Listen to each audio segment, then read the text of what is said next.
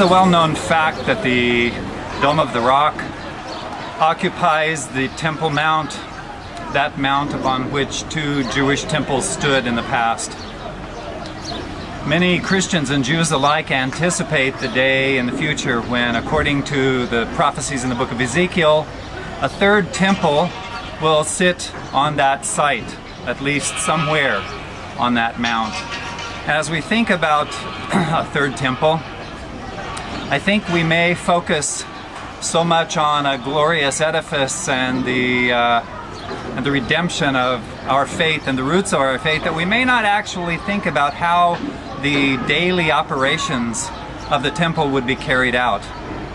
For instance, what might sacrifice look like? How would it be carried out? Who would do it? What process would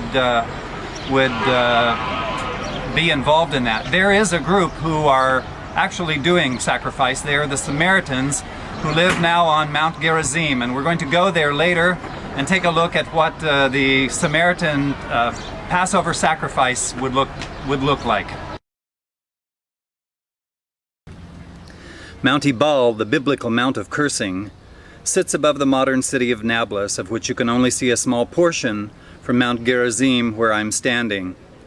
The city was Shechem in ancient times, Abraham's destination as he arrived from Ur of the Chaldees, and site of Joshua's recommissioning of the Israelites as he placed half on Mount Ebal and half on Mount Gerizim to hear the law.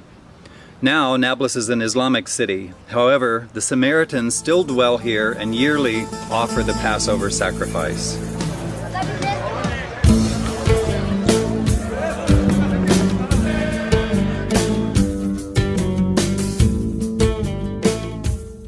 Some 700 to 800 Samaritans are outnumbered by almost 4,000 observers who clamor onto every rooftop to get the best view of the Samaritan Passover proceedings.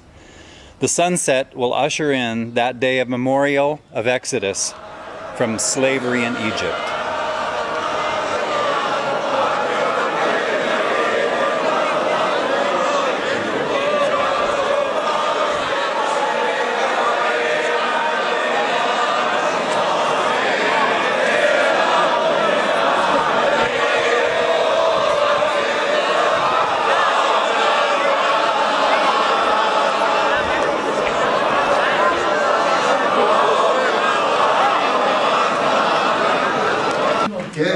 כן, אבל אנחנו זה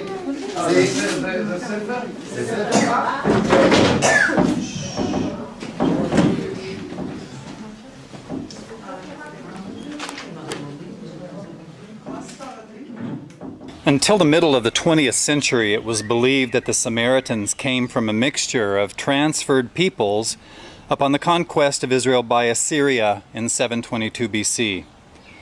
However, Samaritans teach that almost 30,000 of them were not deported in that conquest and have been continuously in the land of Israel for over 3,600 years.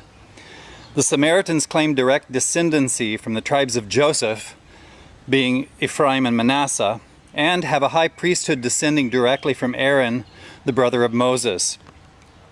The scriptural references to the Samaritans do not portray them negatively. For instance, the Good Samaritan, that story, the woman at the well who shared her story with her entire community, and the only one of 10 lepers healed who returned to offer thanks to Jesus for what he had done for him.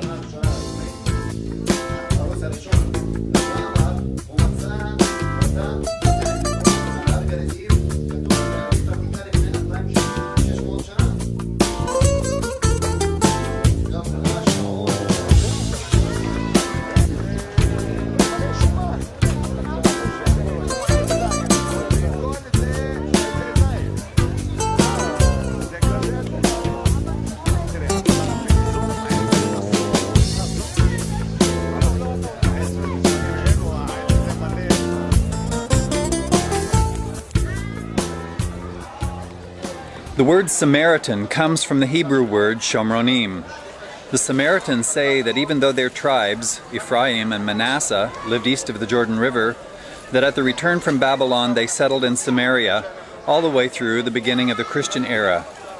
The Samaritans derived their name not from the geographical location of Shomron, but rather the root is from the Hebrew word shomrim, or guardians, as in guardians of the law.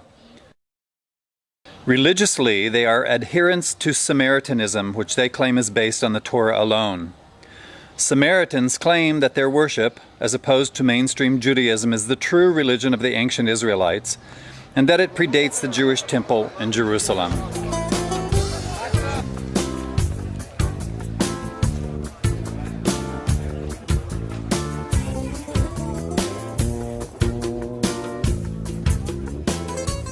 A trench has been prepared with barrels to catch the blood of the sacrificed lambs. Over this trench, the lamb will be slaughtered and separated into portions belonging to the Lord, portions belonging to the priest, and portions for the family, that they may eat the Passover. Children are included in every phase of the Passover, as is also true in mainstream Judaism, to impress upon them from a young age the gravity of sacrifice unto the Lord. Young assistants fuel the fire pits over which the sacrificed lambs will later be roasted.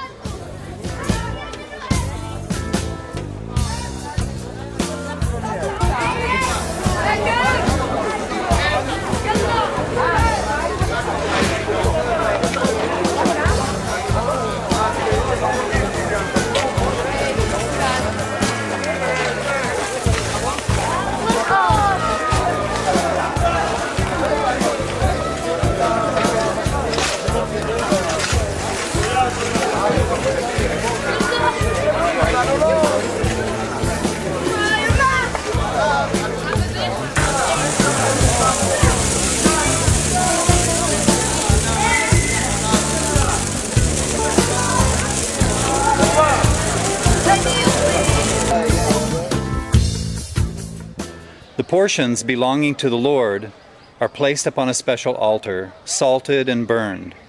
The fat and blood of the lamb was to be offered up as a burnt offering.